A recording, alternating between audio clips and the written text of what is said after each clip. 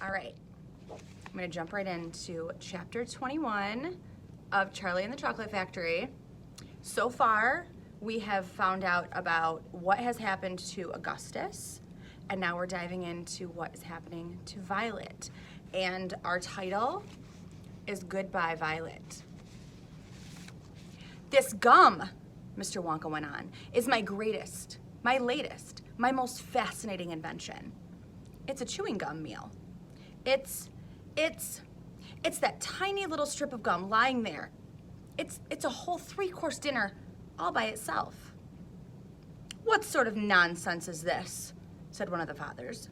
My dear sir, cried Mr. Wonka, when I start selling this gum in the shops, it will change everything. It will be the end of all the kitchens and all cooking. There will be no more marketing to do. No more buying of meat and groceries. There'll be no knives and forks at mealtimes, no plates, no washing up, no garbage, no mess. Just a little strip of Wonka's magic chewing gum. And that's all you'll ever need at breakfast, lunch, and supper. This piece of gum I've just made happens to be tomato soup, roast beef, and blueberry pie. But you can have almost anything you want. What do you mean it's tomato soup, roast beef, and blueberry pie? Said Violet Beauregard. If you were to start chewing it, said Mr. Wonka, then that is exactly what you would get on the menu. It's absolutely amazing. You can actually feel the food going down your throat and into your tummy. And you can taste it perfectly, and it fills you up. It satisfies you. It's terrific. It's utterly impossible, said Veruca Salt. Just so long as it's gum, shouted Violet Beauregard. Just so long as it's a piece of gum and I can chew it, then that's for me.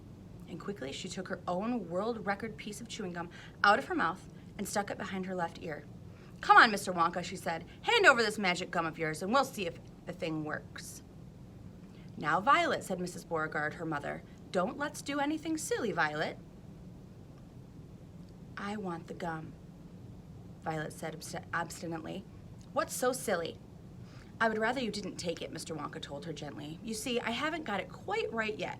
There's still 1 or 2 things. Oh, to heck with that, said Violet. And suddenly, before Mr. Wonka could stop her, she shot out a fat hand and grabbed the stick of gum out of the little drawer and popped it into her mouth. At once, her huge, well-trained jaws started chewing away on it like a pair of tongs. Don't, said Mr. Wonka. Fabulous, shouted Violet. It's tomato soup. It's hot and creamy and delicious. I can feel it running down my throat. Stop, said Mr. Wonka. The gum isn't ready yet. It's not right. Of course it's right, said Violet. It's working beautifully. Oh my, what lovely soup it is. Spit it out, said Mr. Wonka. It's changing, shouted Violet, chewing and grinning both at the same time. The second course is coming up. It's roast beef. It's tender and juicy. Oh boy, what a flavor. The baked potato is marvelous too. It's got a crispy skin and it's all filled with butter inside.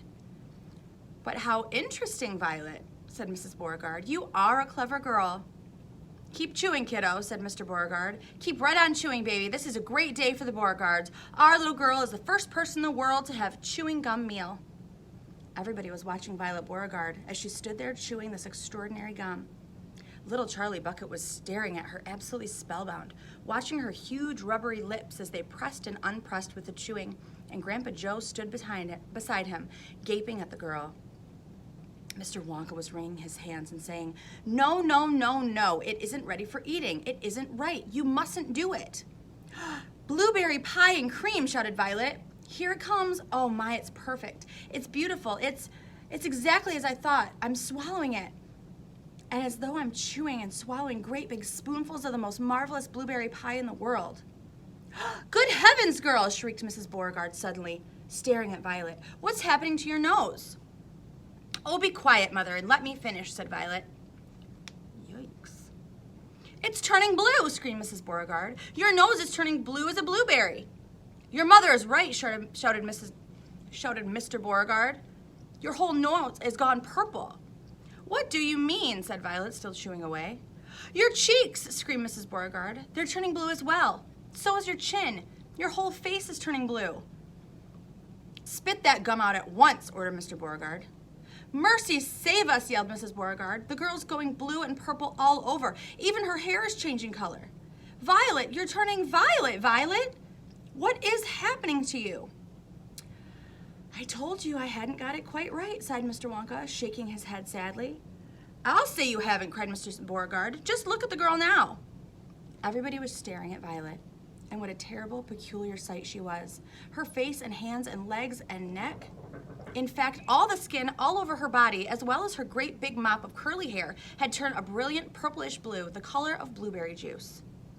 It always goes wrong when we come to dessert, sighed Mr. Wonka.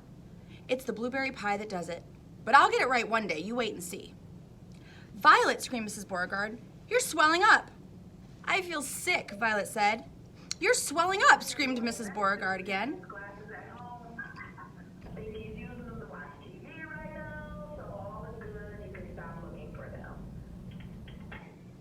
Sorry, boys and girls. That's what happens when you do your videos at school, I guess. Okay, let me go back. It always goes wrong when we come to the dessert, said Mr. Wonka. It's the blueberry pie that does it. But I'll get it right one day. You wait and see. Violet, screamed Mrs. Beauregard, you're swelling up. I feel sick, Violet said. You're swelling up, screamed Mrs. Beauregard again. I feel most peculiar, gasped Violet. I'm not surprised, said Mr. Beauregard. Great heavens, girl, screamed Mrs. Beauregard. You're blowing up like a balloon. Like a blueberry, said Mr. Wonka. Call a doctor, shouted Mrs. Beauregard. Pick her with a pin, said one of the other fathers. Save her, cried Mrs. Beauregard, wringing her hands. But there was no saving her now. Her body was swelling up and changing shape at such a rate, within a minute, it had turned into nothing less than an enormous, round, blue ball. A gigantic blueberry, in fact. And all that remained of Violet Beauregard herself was a tiny pair of legs and a tiny pair of arms sticking out of the great round fruit, and a little head on top. It always happens like that, sighed Mr. Wonka. I've tried it 20 times in the testing room on 20 Oompa Loompas, and every one of them finished up as a blueberry. It's most annoying. I just can't understand it. See what the illustrator did? That's what Violet Beauregard looks like. It's like a big blueberry.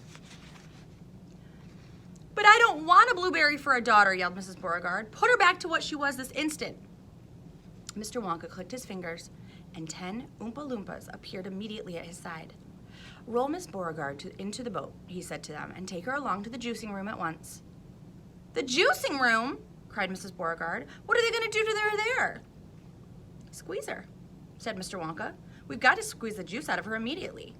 After that, we'll just have to see how she comes out. But don't worry, my dear Mrs. Beauregard. We'll get her repaired if it's the last thing we do. I am sorry about it all. I really am. Already the 10 Oompa Loompas were rolling the enormous blueberry across the floor of the inventing room toward the door that led to the chocolate river where the boat was waiting. Mr. and Mrs. Beauregard hurried after them. The rest of the party, including little Charlie Bucket and Grandpa Joe, stood absolutely still and watched them go. Listen, whispered Charlie. Listen, Grandpa. The Oompa Loompas in the boat outside are starting to sing. The voices, 100 of them singing together, came loud and clear into the room. Dear friends, we surely all agree there's almost nothing worse to see than some repulsive little bum who always chewing gum. It's very near as bad as those who sit around and pick the nose. So please believe us when we say that chewing gum will never pay. The sticky habit's bound to send a chewer to a sticky end. Did any of you ever know a person called Miss Bigelow? This dreadful woman saw no wrong in chewing all day long. She chewed while bathing in the tub. She chewed while dancing at her club. She chewed in church and on the bus. It really was quite ludicrous. And when she couldn't find her gum, she'd chew up the linoleum. That's like a kind of floor. It's like a plasticky kind of floor. Or anything that happened near. A pair of boots, a postman's ear, or other people's underclothes. And once she chewed her boyfriend's nose. She went on chewing till at last her chewing muscles grew so vast that from her face her giant chin stuck out just like a violin. For years and years she chewed away, consuming 50 packs a day, until one summer's eve, alas, a horrid business came to pass. Miss Bigelow went late to bed. For half an hour she laid and read, chewing and chewing all the while, like some great clockwork crocodile. At last she put her gum away upon a special little tray and settled back and went to sleep, She managed this by counting sheep. But now, how strange, although she slept, those massive jaws of her still kept on chewing through the night, even with nothing there to bite. They were, you see, in such a groove, they positively had to move, and very grim it was to hear, in pitch darkness, loud and clear, this sleeping woman's great big trap, opening and shutting, snap, snap, snap, faster and faster, chop, chop, chop. The noise went on, it wouldn't stop, until at last, her jaws decide to pause and open extra wide. And with the most tremendous chew, they bit the lady's tongue in two. Thereafter, just from chewing gum, Miss Bigelow was always dumb and spent her life shut up in some disgusting sanatorium. And that is why we'll try so hard to save Miss Violet Beauregard from suffering an equal fate. She's still quite young. It's not too late. Provided she survives the cure, we hope she does, but we can't be sure. And that's the end of chapter 21. Here's another illustration of the Oompa Loompas taking Violet. Look how big she got. She's huge. Should we do chapter 22? Let me see how far it is. Oh, it's only a couple pages. We'll do it. Chapter 22 is called Along the Corridor. Well, well, well, sighed Mr. Willy Wonka. 2 naughty little children gone. 3 good little children left. I think we'd better get out of this room quickly before we lose anyone else. But Mr. Wonka, said Charlie Bucket anxiously, will Violet Beauregard ever be all right again? Or will she always be a blueberry? They'll just dejuice her in no time flat, declared Mr. Wonka. They'll roll her into the dejuicing machine and she'll come out just as thin as a whistle. But will she still be blue all over? Asked Charlie. She'll be purple, cried Mr. Wonka. A fine, rich purple from head to toe. But there you are. That's what comes from chewing disgusting gum all day. I do wish you wouldn't. Oh, excuse me. I'm sorry. If you think gum is so disgusting, said Mike TV, then why do you make it in your factory? I do wish you wouldn't mumble, said Mr. Wonka. I can't hear a word you're saying. Come on, off we go. Hurry up, follow me. We're going into the corridors again. And so saying, Mr. Wonka scuttled across to the far end of the inventing room and went out through a small secret door hidden behind lots of pipes and stoves. The 3 remaining children, Veruca Salt, Mike TV, and Charlie Bucket, together with the 5 remaining grown-ups, followed after him. And here's a picture of them in the corridor with Charlie and Grandpa Joe. Charlie Bucket saw that they were now back in one of those long pink corridors with many other pink corridors leading out of it. Mr. Wonka was rushing along in front, turning left and right and left, and Grandpa Joe was saying, "Keep a good hold of my hand, Charlie. It would be terrible to be lost in here." Mr. Wonka was saying, "No time for any more messing about. We'll never get anywhere at the rate we've been going." And on he rushed down the endless pink corridors with his black top hat perched on the top of his head and his plum-colored velvet coattails flying out behind him like a flag in the wind. They passed another door, then another and another. There were doors every 20 paces or so along the corridor now, and they all had something written on them. And strange clanking noises were coming from behind several of them. And delicious smells came wafting through the keyholes, and sometimes little jets of colored steam shot out from the cracks underneath. Grandpa Joe and Charlie were half running and half walking to keep up with Mr. Wonka, but they were able to read what it said on quite a few of the doors as they hurried by.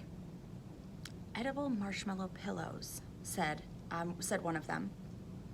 "Marshmallow pillows are terrific," shouted Mr. Wonka as he dashed by. "They'll be all the rage when I get them into the shops. No time to go in, though. No time to go in." "Lickable wallpaper for nurseries," it said on the next door. "Lovely lickable wallpaper," cried Mr. Wonka, rushing past. "It has pictures of fruit on it. Bananas, apples, oranges, grapes, pineapples, and strawberries. Even snozberries." "Snozberries?" said Mike TV. "Don't interrupt," said Mr. Wonka. "The wallpaper has pictures of all these fruits printed on it. And when you lick the picture of a banana, it tastes like a banana. When you lick a strawberry, it tastes like a strawberry. And when you lick a snozberry, it tastes just exactly like a snozberry." "But what does a snozberry taste like?" "You're mumbling again," said Mr. Wonka. "Speak up louder next time. On we go, hurry up."